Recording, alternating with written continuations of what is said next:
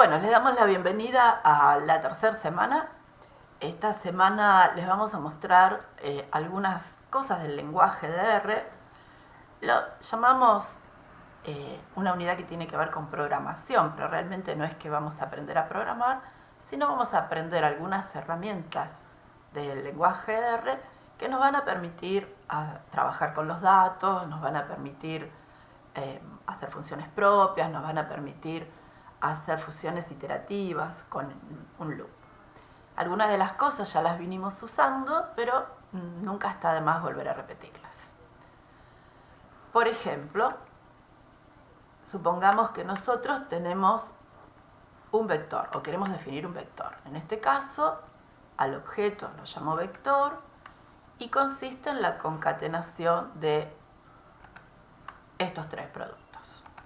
Entonces fíjense que acá no me aparece ni como data frame ni como nada, ¿no? Me aparece simplemente como vector.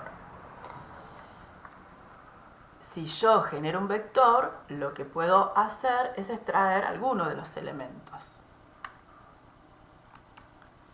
En este caso, como el vector tiene una sola dimensión, por ejemplo, con decirle cuál es la posición del elemento que quiero tomar, lo pongo y me da. Por ejemplo, este tiene 5 elementos, es el elemento quinto.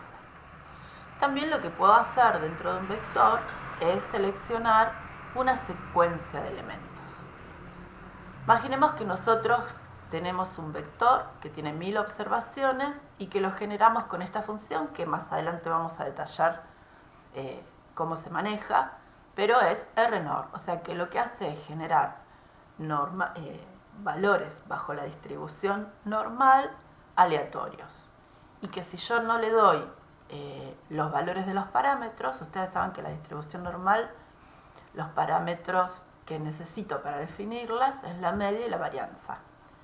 En realidad son familias, ¿no?, de distribuciones. Bueno, si yo no le asigno valores, el valor que toma es 0 para la media y 1 para el desvío. O sea que me va a generar con este comando 1000 registros, 1000 valores bajo la distribución normal con media 0 y varianza 1. Entonces hago esto. Fíjense esto que pasó acá arriba, ¿no? Ahora el B que yo había definido antes desapareció. Tengo este otro. Eso es algo que a veces hay que tener cuidado porque uno muchas veces tiende a nombrar a los objetos con las mismas palabras o con los mismos nombres. Y en este caso R no nos avisa, como hacen otros programas de Microsoft que nos dicen ya existe un archivo con ese nombre y quiero reemplazarlo. Acá simplemente lo hace. Bueno, entonces yo ya tengo acá mi vector con 1000 registros al azar. Como ver 1000 valores son muchos, lo que podemos usar es esta función que nos muestra el encabezado, ¿no?, el head de esos vectores. Entonces, bueno, por default nos muestra los primeros 6 valores. Bien, si yo esto los quiero ver todos, una manera quizás de visualizarlos es hacer un gráfico. Dentro de los gráficos básicos, este gráfico en una sola dimensión simplemente nos está mostrando esta dispersión de datos. Fíjense que lo que aparece en el eje X es simplemente el orden en el que aparecen los datos dentro de nuestro vector. Bueno, como habíamos dicho, yo puedo seleccionar una secuencia. La manera de hacerlo es así, usando también los corchetes, pero indicándolo de dónde a dónde. Con esto le estoy diciendo que quiero los elementos del 5 al 15. Cuando yo pongo un paréntesis adelante y un paréntesis atrás, me va a mostrar cuál es el resultado de ese comando, ¿no? Fíjense que si yo esto no lo tuviera, entonces simplemente lo hace pero no me lo muestra. O sea que si yo quiero a la vez generar el comando y que me muestre en esta ventana inferior, en el output, los resultados, entonces le puedo pedir ponerle un paréntesis adelante y atrás. Bueno, esto si lo graficamos también nos muestra, ¿no? Fíjense el orden, ¿no?, que tenemos 15, me lo muestro. Tenemos 15 valores.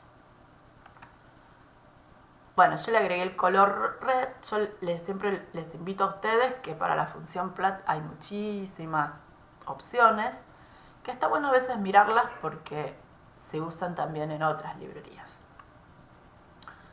Bien, esto lo puedo usar de forma conjunta, o sea, decirle cuál es el número que quiero y una secuencia, ¿no? Por ejemplo, acá yo le estoy pidiendo el 2, el 3 y el 5 al 8.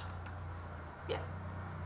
Esto de alguna manera ya estuvimos usándolo, pero bueno, lo volvemos a mostrar porque siempre nunca está de más volver a hacerlo. Otra de las cosas que podemos hacer es pedirle el conjunto inverso de este, ¿no? O sea, el complementario. Entonces acá con este comando donde yo le pongo el signo menos adelante, le estoy diciendo que me muestre todos los valores menos estos valores. Entonces, acá está, ven que acá aparecen muchos valores. No es el conjunto inverso, no es el complementario. Perdón.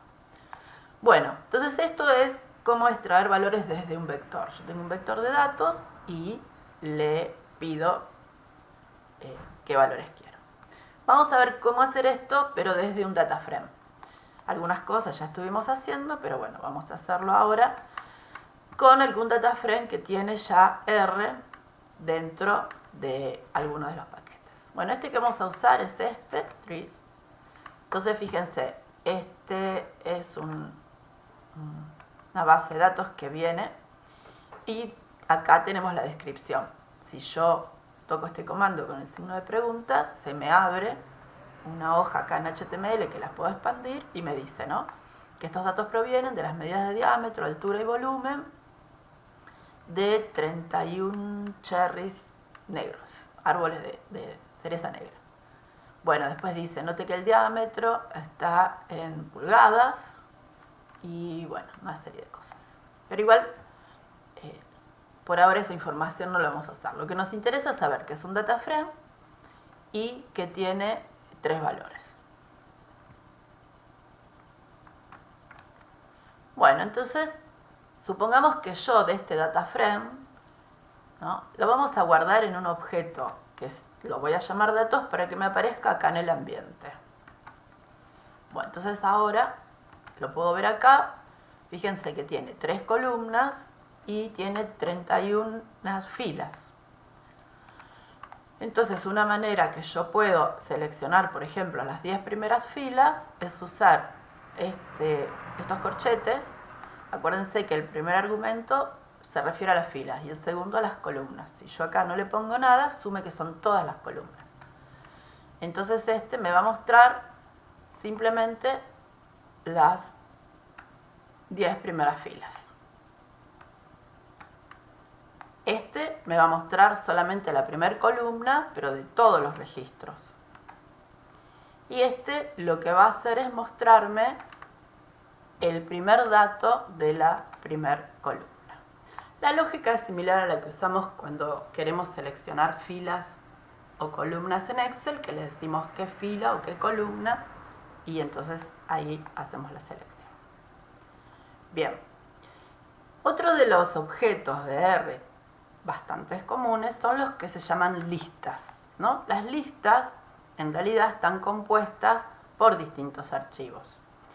Imagínense que armamos esta lista. Esta lista la vamos a armar, se llama familia. Fíjense que tiene 5 elementos, ¿no? El primero es este, María, Juan, el valor 10. Después este es otro elemento y este es otro conjunto. Entonces, si yo quiero verlo más, lo que puedo hacer es tocar acá, familia, y se me abre cada uno de los subconjuntos que tiene la lista. Entonces me dice que el primero, acá me dice de qué se trata. Entonces habíamos visto que esto está el enunciado en el apunte teórico, que eran el nombre de los padres. Acá habíamos puesto la edad de casados, los hijos, y la edad de los hijos. Si yo quiero armar esto como una lista, es la manera que tengo de ingresar estos datos. En realidad, Por lo general uno no es que genera listas. Las listas salen como resultados cuando yo hago algunas series de análisis estadísticos. Por ejemplo, si yo hago un análisis de varianza, o van a ver cuando hagan ajustes de modelos lineales, los resultados los guarda dentro de una lista. Entonces, por eso nos parece importante mostrarles cómo poder extraer algún resultado en particular. Por ejemplo, si yo quiero el primer elemento de la lista, lo que me tendría que dar es este valor, María, ¿no? Que es el nombre. También lo puedo pedir de esta forma, porque dentro de esa lista, o sea, dentro de la lista, el primer elemento solamente tiene un valor, entonces me va a dar lo mismo. Entonces, el primer elemento de la lista también lo puedo pedir de esta manera, o le puedo decir esto que desarme la lista y me lo muestre. Ahora, ¿qué pasa si yo quiero la primera columna del tercer elemento? Fíjense, el tercer elemento es este, 10. ¿Qué pasa si yo quiero obtener la primera columna del tercer elemento? Bueno, no, acá tendría que decir cuarto. Eso está mal. Porque fíjense que el tercer elemento es un número y lo que yo quiero es pedirle esto, ¿no? Que es lo que está acá. Entonces tengo que decirle cuál es el elemento y de ellos la primera columna. Bien. También la lista, en vez de ponerla así como la armé yo, la puedo indexar y cada uno de los subconjuntitos que tiene, ponerles un nombre. Entonces ahora vamos a ver cómo aparecen. ¿Ven? Que ahora acá, entonces aparece madre, padre, años de casados, hijos y edad de los hijos. Entonces lo puedo invocar ahora utilizando el nombre. Cuando yo tengo muchos objetos, una de las cosas que puedo hacer es querer borrarlos. Entonces, una manera que les habíamos mostrado es usando esta escobita. Pero supongamos que yo quiero borrar alguno en particular. Imagínense que yo voy a armar un objeto que se llama mi iris, utilizando la base de datos iris. La base de datos iris es una base que también está dentro de R. Entonces, para saber cuáles son mis objetos, puedo mirar en el ambiente, pero también le puedo decir que haga un listado. Entonces, fíjense, acá están todos estos son los objetos que están en el ambiente de trabajo. Entonces, yo le puedo pedir que borre uno en particular. Entonces, ahora, cuando le pida el listado, no va a aparecer. También le puedo pedir con esta escobita que borren todos. Me pregunta, sí, y los borra. Eso es una manera. Pero si los quiero borrar de a uno, puedo hacerlo. También, separándolos por comas, puedo borrar más de algún objeto. Bueno, entonces, otra de las cosas que siempre ponemos énfasis, y no está de más volver a mostrarlo, es que es importante poder ver cuáles son, qué tipo de trabajos con qué tipos de datos estoy trabajando. En este caso, la base de datos iris tiene 5 columnas. 4 corresponden a los valores del largo de sépalo y el largo de pétalo, que es el que usamos en la unidad de gráficos, y el otro especies. Entonces, una manera es hacerlo así, pero bueno, no siempre es fácil cuando hay muchas columnas verlos en el ambiente, entonces puedo usar esta variable que me dice class.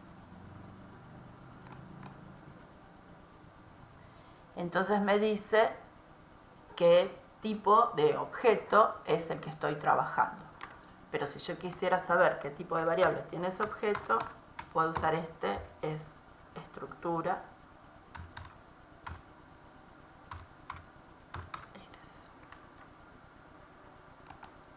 Bueno, entonces acá me lista abajo todos los valores, me muestra los niveles de las primeras filas.